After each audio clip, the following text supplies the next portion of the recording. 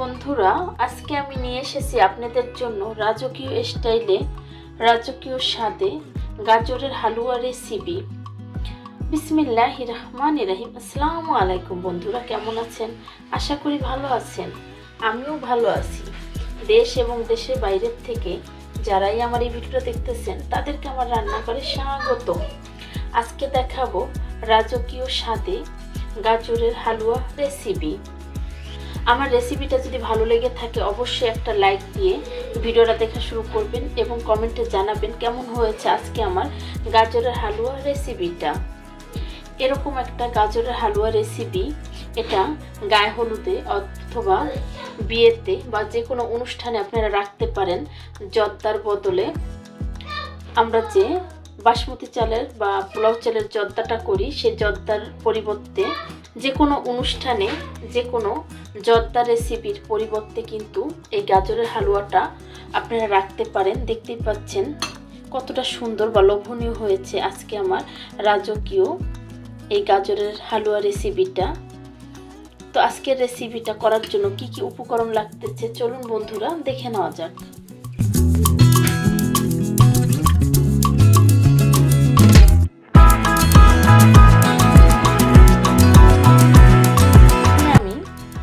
গাজর নিয়েছি হালুয়ার জন্য।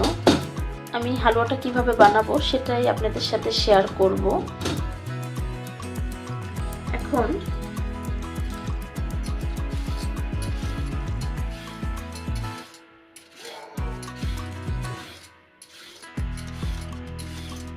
এভাবে করে সিলগুলো সিলে তারপরে গ্রেটারে গ্রেট করে নেব।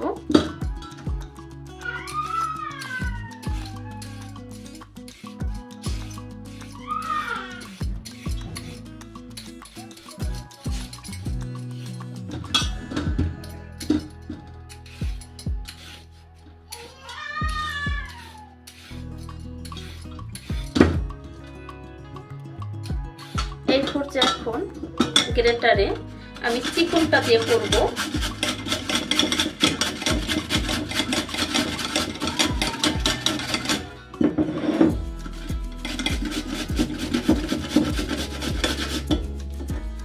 গাজরটা করে নিয়েছি, হয়ে গেছে।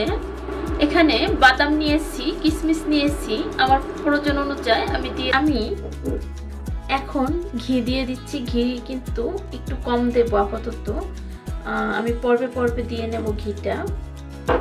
আর আমি যেহেতু একসাথেই ভয়েস দেই সেই ক্ষেত্রে ইলেকট্রিক চুলায় শব্দ হবে, প্লিজ একটু মানিয়ে নেবেন।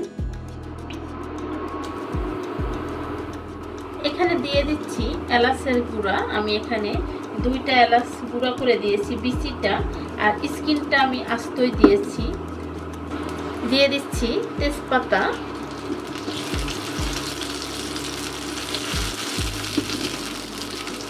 দিয়ে দেব কিশমিশ, কিশমিশ দিয়ে দিলাম, বাদাম দিয়ে দিচ্ছি। এখানে কাজু, কাঠ, পেস্তা সব রকমের বাদাম আছে, বাংলা চীনা বাদামটাও আছে, আরো কিছু বাদাম দেব, আরো বাদাম দিয়ে দিচ্ছি। এই গাজরের হালুয়াতে আমরা যত বাদাম দেব ততই কিন্তু টেস্টটা ভালো আসবে। ঘিয়ে বাদামটা ভেজে নেব, আরো কিছু ঘি দিয়ে দেব। এই ঘিটা আমার হাতে বানানো, নিচে কিন্তু বিচি পড়ে গেছে দেখতে পাচ্ছেন। এখন গাজরটা দিয়ে দেব।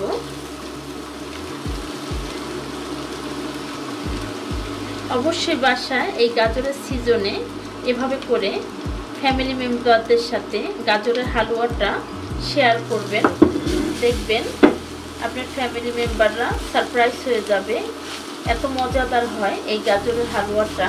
আর অবশ্যই আমার মতো করে রাজকীয় স্বাদে এভাবে সব রকমের বাদাম দিয়ে তারপর করবেন, এটা খেতে কিন্তু দুর্দান্ত হয়। এইভাবে করে আমি এটা রান্না করে নেব। লাস্ট পর্যায়ে দুধ, চিনি অ্যাড করব।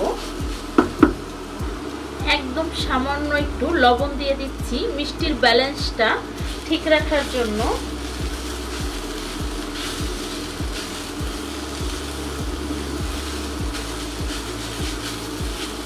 এই পর্যায়ে একদমই হালুয়াটা কিন্তু হয়ে গেছে গাজরের। দেখতেই পাচ্ছেন গাজরের হালুয়াটা একদম শুকিয়ে গেছে, কোনো পানি নেই। এখন চিনিটা দিয়ে দেব। এইভাবে বাসায় একবার হলেও গাজরের হালুয়া ট্রাই করে দেখবেন, খেতে কিন্তু দুর্দান্ত হয়। আমাদের বাসায় তেমন বেশি চিনি খাওয়া হয় না, খুবই কম খাওয়ায়। আপনাদের প্রয়োজন অনুযায়ী চিনিটা দিয়ে নেবেন। আমি এর বেশি চিনি আর দেব না। হয়ে গেছে, এখন এটাকে আবার নেড়ে মিলিয়ে নেব।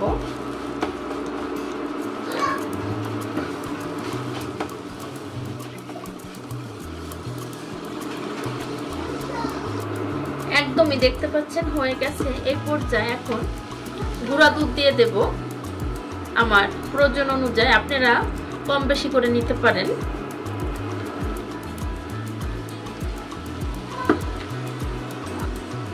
এখানে গুঁড়া দুধ দেওয়া হয়েছে 1 কাপ পরিমাণ।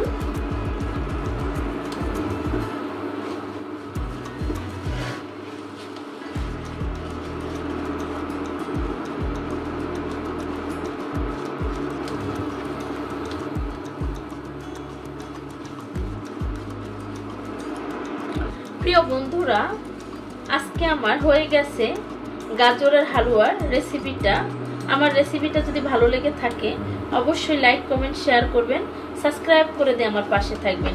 যে সমস্ত বন্ধুরা ফেসবুক থেকে দেখতেছেন তারা ফলো দিয়ে রাখবেন। আজকের রেসিপি আমার এই পর্যন্তই। দেখা হবে নতুন কোনো রেসিপি নিয়ে। সেই পর্যন্ত ভালো থাকবেন। আসসালামু আলাইকুম, আল্লাহ হাফেজ।